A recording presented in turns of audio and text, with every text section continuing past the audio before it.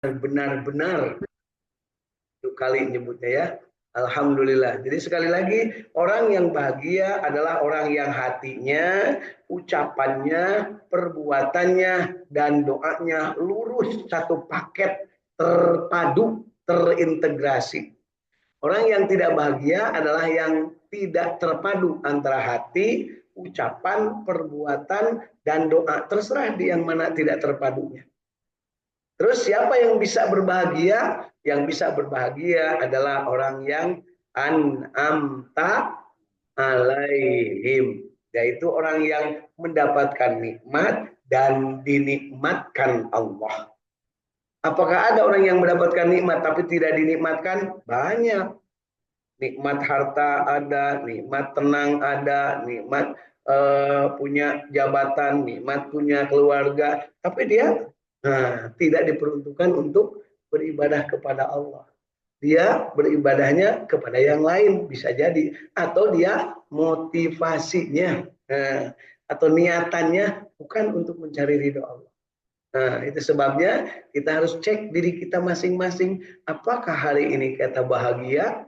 Yuk kita cek dan katakan dari dalam lisan kita, raditu billahi robba wabil islami dina wabi muhammadin nabiyya wa rasulah sallallahu alaihi wasallam. Minta kepada Allah, Rabbi zidni ilma warzuqni fahma. Itulah cermin kita bahagia. Ya, itu Bapak Ibu ya. Jadi bahagia itu beda dengan doa ibu, Pak. Beda jeng Budiman, beda jeng Merdeka, etamah mobil ya. Yang dimaksud bahagia di sini adalah kita dalam keadaan yang lurus hati, benar lisan, perbuatannya soleh dan doanya hasanah.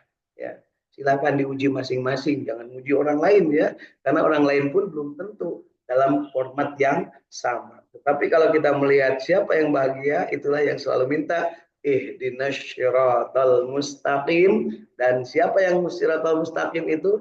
Yaitu jalannya orang-orang yang an'amta alaihim. Siapa mereka? Para nabi dan rasul, yang tentu saja kita paham dari sejarah bahwa para nabi yang rasul itu Allah yang jamin kebahagiaannya.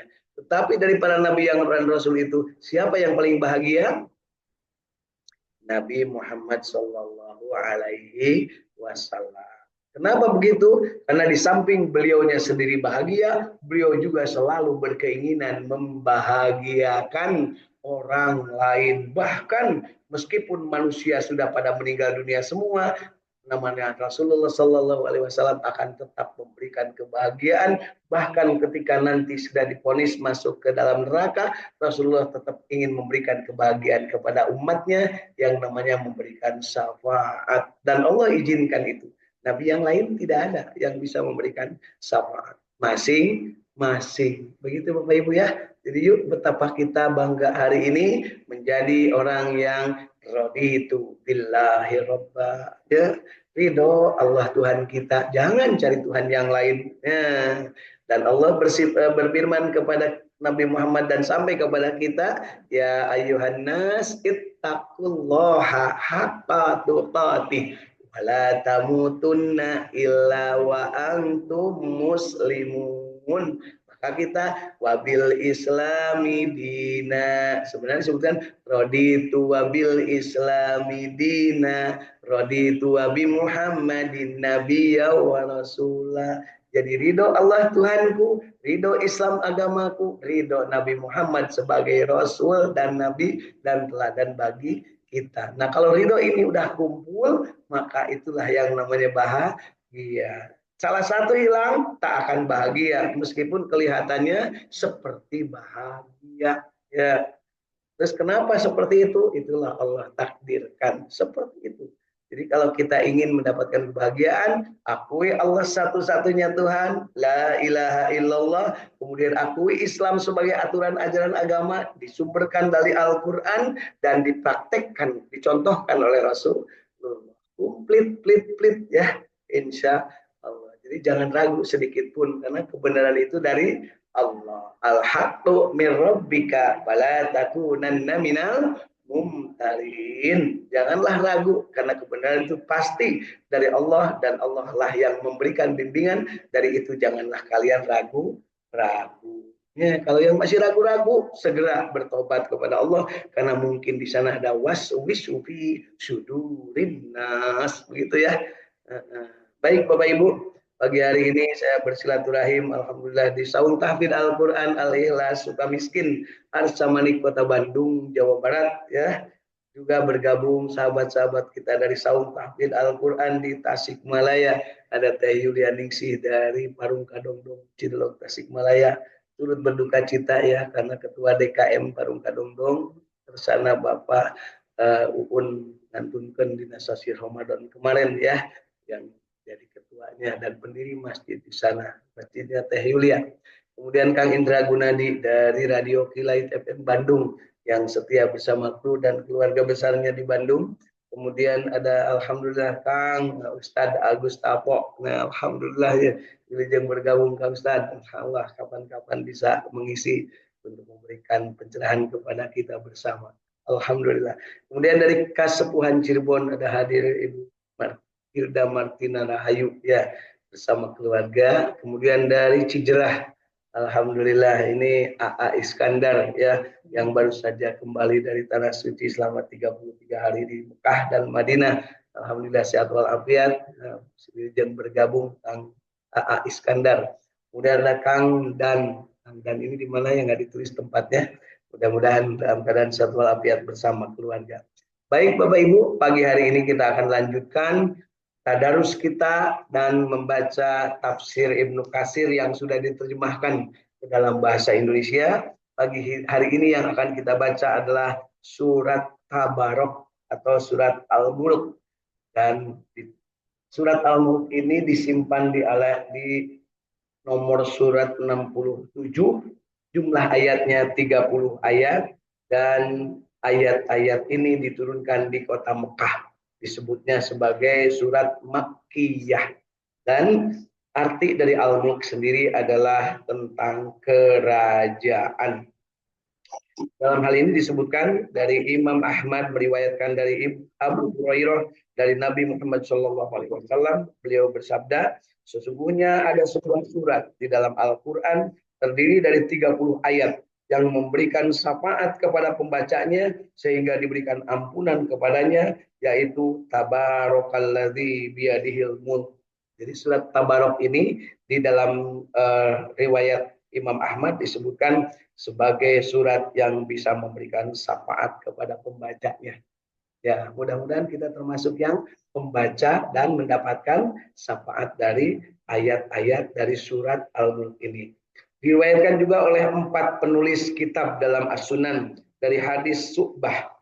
At-Tirmizi mengatakan ini adalah hadis hasan dan diriwayatkan juga oleh At-Tirmizi melalui jalan Laits bin Abi Sulaim dari Abu Zubair dari Jabir bahwa Rasulullah SAW tidak tidur hingga terlebih dulu membaca Alif Lam Mim Tanzil dan Tabarakalladzi biyadihil mulk. Jadi Rasulullah membiasakan membaca surat ini sebelum beliau tertidur. Bapak Ibu bacanya biasanya surat apa Bu?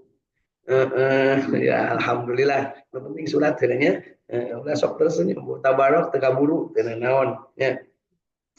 Kemudian Imam At-Tabrani meriwayatkan dari Ibnu Abbas radhiyallahu anhu bahwa Rasulullah SAW bersabda, dan aku benar-benar ingin agar surat itu ada di hati setiap orang dari umatku. Jadi Rasulullah mengatakan ingin surat Tabarok ini atau surat Al-Mulk ini ada di dalam hati. Kalau di dalam hati berarti dibaca enggak Pak? Dibaca. Dipahami enggak? Dipahami. Kemudian apa? Diamalkan enggak?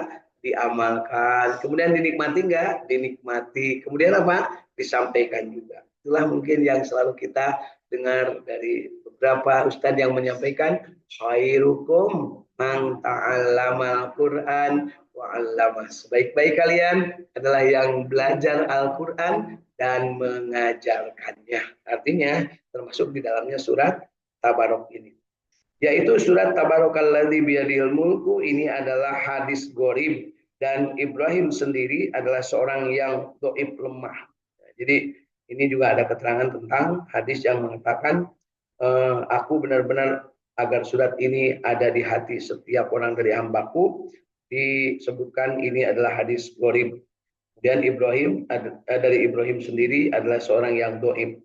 Hal yang serupa juga telah disampaikan sebelumnya di dalam surat Yasin. Hadis ini juga diriwayatkan oleh Abdi bin Humaid di dalam kitab Musnadnya dari Ibnu Abbas, di mana dia berkata kepada seseorang, maukah engkau aku beritahu sebuah hadis yang dengannya engkau akan bergembira? Mau, katanya.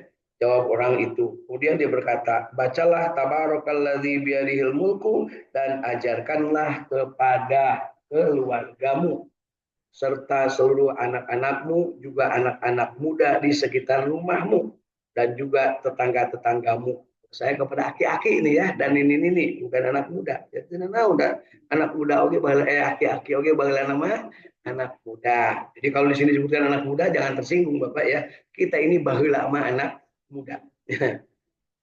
Karena itu kita bisa karena iya, maksudnya surat Al-Mulk ini bisa menyelamatkan dan menjadi pembela yang akan memberikan pembelaan pada hari kiamat di hadapan Tuhannya bagi pembacanya, dan engkau meminta kepadanya agar pembacanya itu diselamatkan dari azab api neraka, dan dengannya pula pembacanya akan selamat dari azab kubur. Dan Rasulullah SAW telah bersabda, dan aku benar-benar ingin agar surat itu ada di hati setiap orang dari umatku. Masya Allah, tabarakallah ya.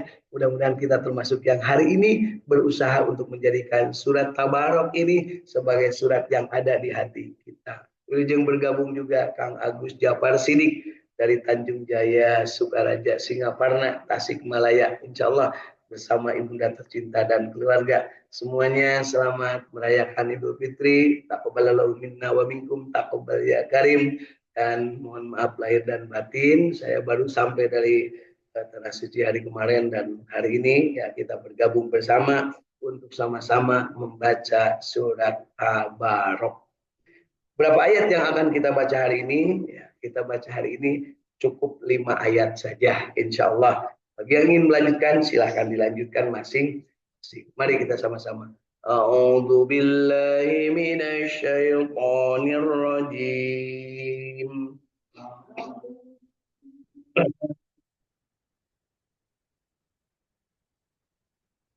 Tabarakalladzi biyadihi Bismillahirrahmanirrahim. Bismillahirrahmanirrahim. Tabarakalladzi biyadihil mulku wa huwa ala kulli syai'in qadir. Tabarakalladzi biyadihil mulku wa huwa ala kulli syai'in qadir. Alladzi khalaqal mauta wal hayata liyabluwakum ayyukum ahsanu amala. الذي خلق الموت والحياة ليبلوكم أيكم أحسن عملا وهو العزيز الغفور. وهو العزيز الغفور. الذي خلق 7 سماوات طباقا ما ترى في خلق الرحمن من تفاوت. الذي خلق السماوات والأرض الذي خلق السماوات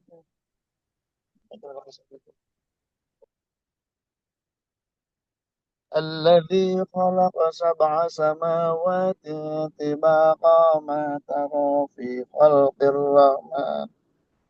خلق الرحمن من تفاوت Warji'il basara hal tara min futur.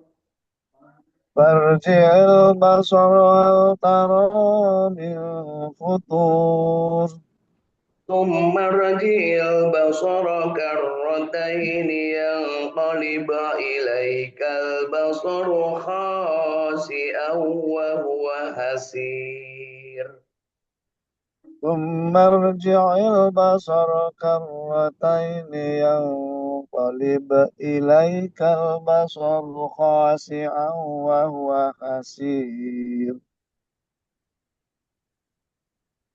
ولقد زينا السماء الدنيا بمصابيح وجعلناها رجوما للشياطين.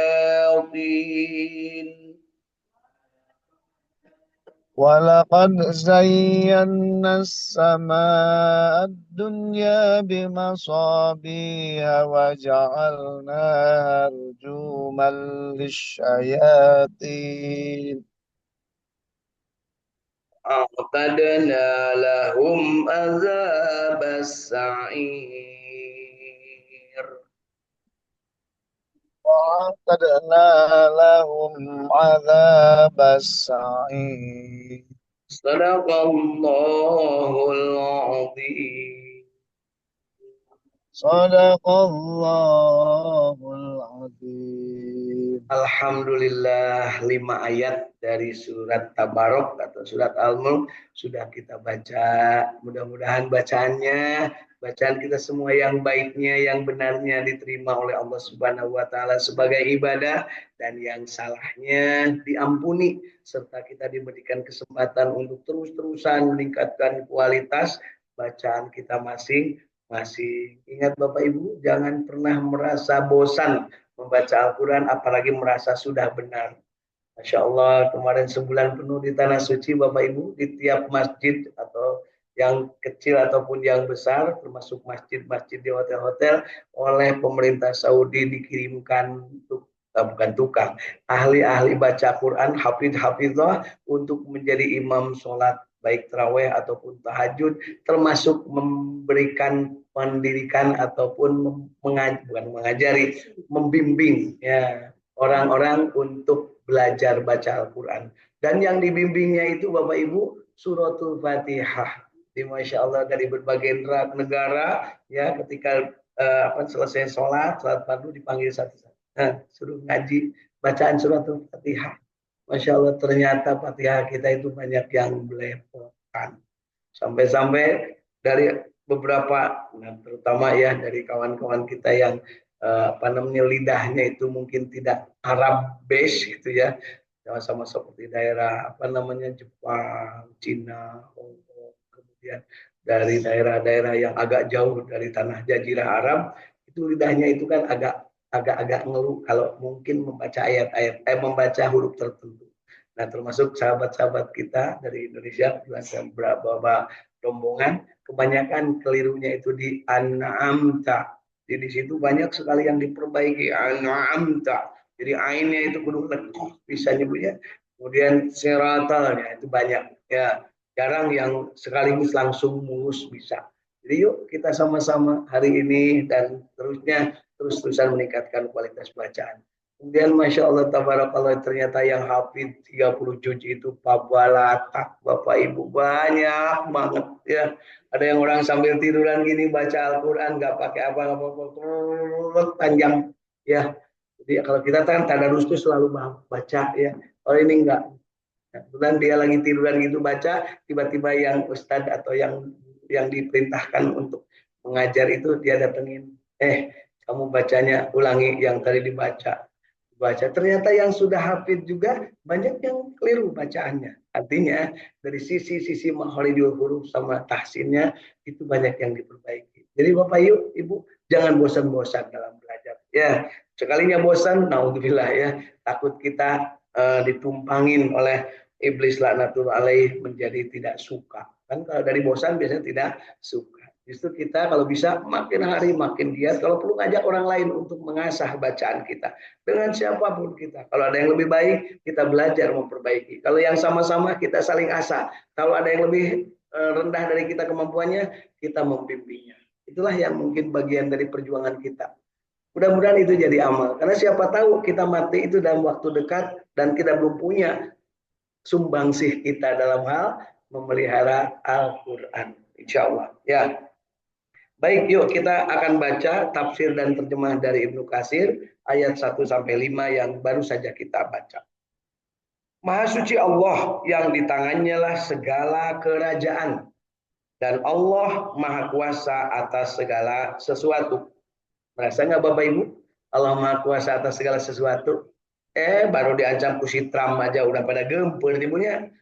Baru diancam Donald Bebek udah pada gempur. Padahal Allah yang menjamin segalanya. Ya, awas Indonesia kalau ikut-ikut, ini langsung ciut. Ya, itulah bukti bahwa betapa lemahnya keimanan kita. Siun itu diberi minyak, siun dan seterusnya.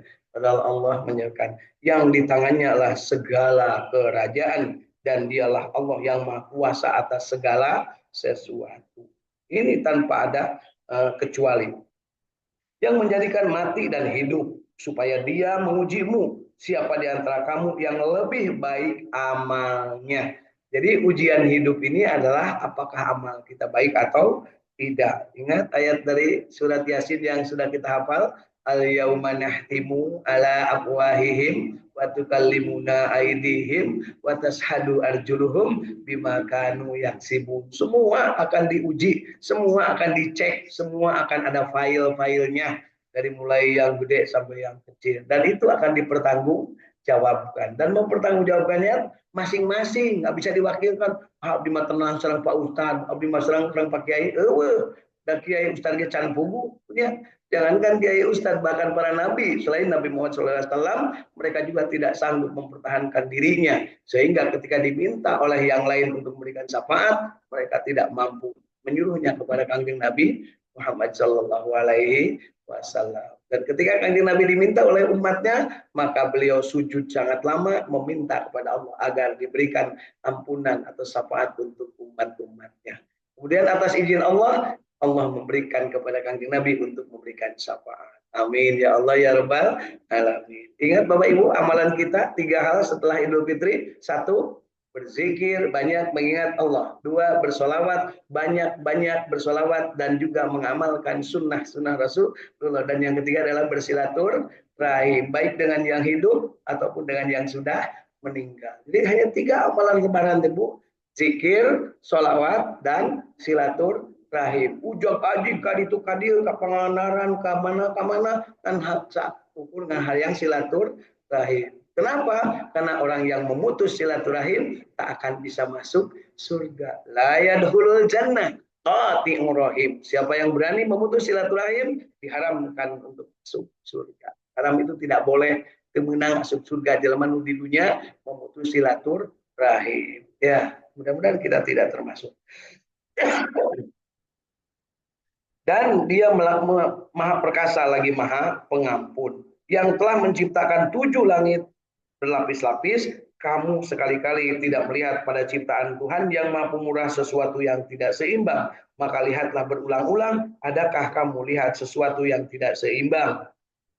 Kemudian pandanglah sekali lagi, niscaya penglihatanmu akan kembali kepadamu dan tidak menemukan suatu cacat dan penglihatan itu pun dalam keadaan payah. Sesungguhnya kami telah menghiasi langit yang dekat dengan bintang-bintang dan kami jadikan bintang-bintang itu alat-alat pelempar setan dan kami sediakan bagi mereka siksa neraka yang menyala-nyala. Masya Allah, tabarakallah, demikian baiknya Allah Bapak Ibu ya, sudah menciptakan segala sesuatunya, menguasai segala sesuatunya, memberikan kesempatan kepada manusia untuk hidup, untuk beramal soleh. Kemudian Allah Subhanahu Wa Taala juga di ayat ini disebutkan bahwa Allah menantang siapapun termasuk manusia kalau seandainya bisa menemukan apakah ada di dunia ini ciptaan Allah yang tidak seimbang. Artinya nutis sesuai Makanya ayatnya yang selalu kita baca, Rabbana ma khalaqta hadza batila subhanaka faqina adzabannar. Jangan sekali-kali kita menganggap di dunia ini ada yang salah. Jangan menganggap di dunia ini ada yang keliru menciptakannya. Bagaimana itu bisa terjadi? Manusia yang selalu mentegeng. Apa itu mentegeng bahasa Inggrisnya, Pak? Dongkol, ya. Manusia yang selalu ngeresulok, manusia yang selalu tidak nerima atas apa yang menjadi ketentuan Allah, itulah manusia yang menganggap Allah bikinnya tidak seimbang. Biasanya nanyanya, kenapa? Kenapa ya ini? Kenapa ya ini? Kenapa ya ini? Itulah manusia yang tidak bersyukur, manusia yang tidak soleh. Kenapa teh bahasa Indonesia apa? Bahasa Sunda nama kunaonnya ieu teh, kunaonnya ieu teh, sagala teh kunaon, kunaon. Padahal manusia yang bahagia itu jangan pernah bertanya kunaon, tapi tanyalah bagaimana ini bisa dimanfaatkan. Kumaha carana supaya ini menjadi bagian dari hikmah dan berkah.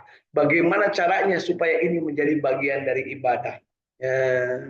Jangan sampai nanya, kenapa ya Allah begini? Kenapa dia kaya aku enggak? Kenapa dia naik pangkat aku enggak? Kenapa ya dia bahagia aku enggak? Jangan bertanya itu, karena itu cerminan dari manusia yang tidak bersyukur, yang tidak paham tentang surat Al-Mulk ini ya. Karena Allah menciptakan segala sesuatu dan Allah menantang, adakah ciptaanku yang tidak seimbang? Dan pasti meskipun kamu sudah berusaha, takkan pernah menemukan ketidakseimbangan. Kalaupun ada yang tidak seimbang, biasa nama ada orang yang meluruskan dari hal-hal yang seperti itu. Mudah-mudahan kita sempat diluruskan dan mengikuti jalan yang lurus, insya Allah. Kemudian Allah menciptakan di sini juga menegaskan membuat langit berlapis-lapis. Ya, kemudian di sini juga Allah Subhanahu wa taala menyebutkan bahwa sesungguhnya kami telah menghiasi langit yang dekat dengan bintang-bintang dan kami jadikan bintang-bintang itu alat pelempar setan. Siapa yang melemparkannya, Bu? Tak, siapa? Makhluk Allah yang disuruh oleh Allah dan tidak pernah tidak melaksanakan. Siapa?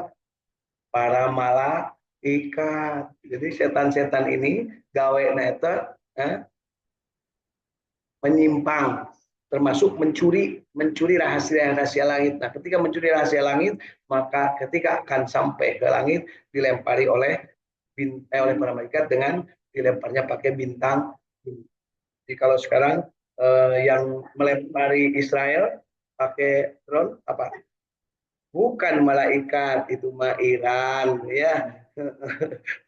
Jelas juga ya. Jadi bukan malaikat itu, tapi Iran. Ya, insya Allah. Mudah-mudahan kita doakan, mudahan Iran menang. Karena kalau Iran menang, berarti kan Palestina merdeka. Tapi kalau Iran kalah, Iran pasti akan dikekeyak, umat Islam akan dilecehkan, dan Palestina akan hilang dari peredaran. Dan kita yakin tak akan pernah Palestina itu hilang, dan tak akan pernah umat Islam itu kalah. Dari itu, tetap kita berusaha berdoa untuk menjadikan Iran menang melawan Syriil dan si Donald Trump. Ya, oke dicarikan, umat oke wae lah dicarikan ya presiden ieu. Ya, lamun eueuh, tapi lamun aya mah tong boro abdi. Presiden oge ngaleper punya. Allah Subhanahu wa taala memuji dirinya yang mulia, yang memberitahukan bahwa kekuasaan itu hanya berada di tangannya, Allah. Artinya, dialah Allah pengendali satu-satunya terhadap semua makhluk sesuai dengan kehendaknya. Tidak ada yang bisa melawan hukumnya, dan dia Allah tidak akan dimintai pertanggungjawaban atas apa yang Allah kerjakan karena keperkasaan, kebijaksanaan, dan keadilannya. Jadi Bapak Ibu jangan coba-coba menyalahkan Allah. Namanya Allah teh ari batur mah kan gitu. Itu teh menyalahkan, Bu. Berburuk sangka kepada Allah. Ya Allah, kenapa ya kalau orang lain kok gampang belajar, kok saya susah? Jangan begitu Bapak Ibu. Teruslah belajar, Allah lah yang akan memberikan kemudahan. Fa inna ma'al usri yusra. Inna ma'al usri yusra. Gampang Bu ya. Jadi gimana supaya mendapat kemudahan? Terus berusaha. Menjada wajada. Lamun kayang tentu parang insya Allah. Allah Subhanahu wa taala memuji dirinya. Jadi Allah memuji dirinya. Kita memuji Allah enggak? Nah, Memuji. Memuji Allah dengan cara apa?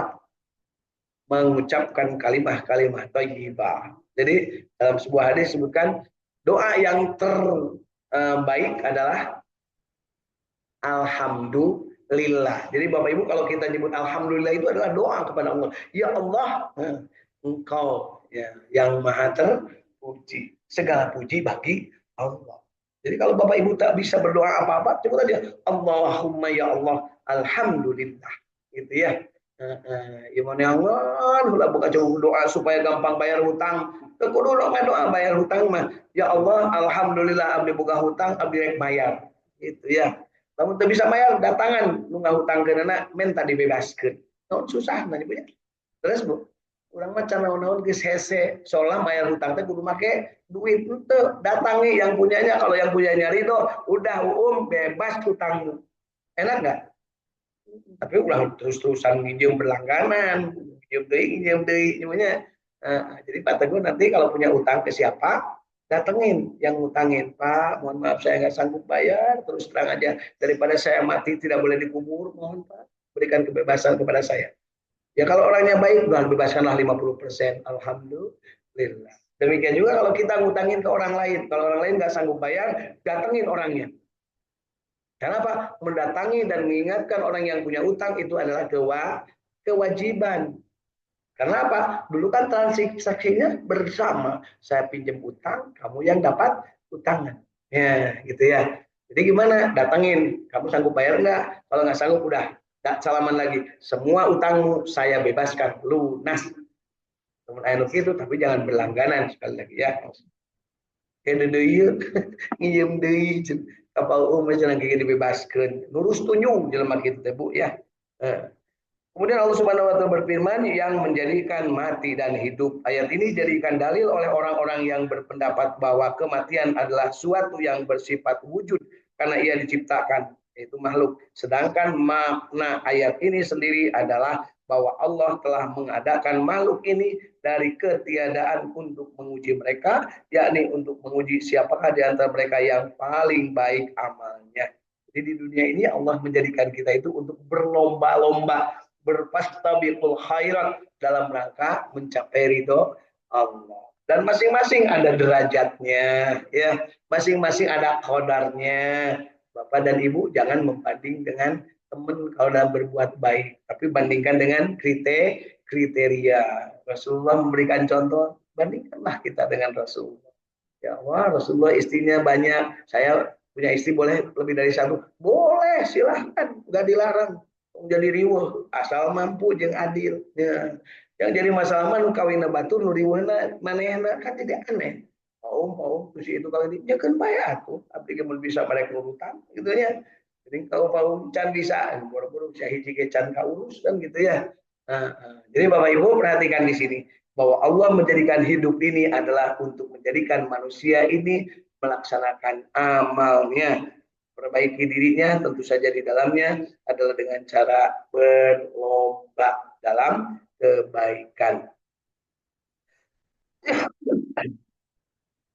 Kemudian di firman Allah Subhanahu wa taala supaya dia mengujimu siapa di antara kamu yang lebih baik amalnya, yakni yang paling baik amalnya sebagaimana dikatakan oleh Muhammad bin Azlan, dan Allah tidak mengatakan yang paling banyak amalnya. Jadi amal itu bukan banyak ukurannya Pak, tapi baik. Banyak orang beramal tapi tidak baik, atau banyak amalnya dan baik, itu yang bagus. Jadi kalau Bapak mau menguji apakah saya mau banyak amal atau baik amal, maka baik amal. Ya. Selanjutnya Allah berfirman dan dia memperkaya, maha kaya, maha perkasa lagi maha pengampun.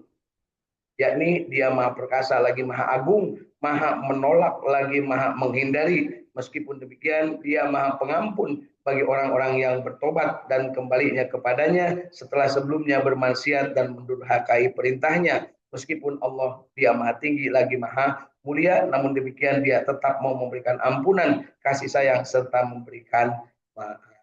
Masya Allah, tabarakallah ya. Inilah mungkin salah satu yang harus kita serap dari dalam diri kita. Kalau ada orang berbuat salah, maafkan.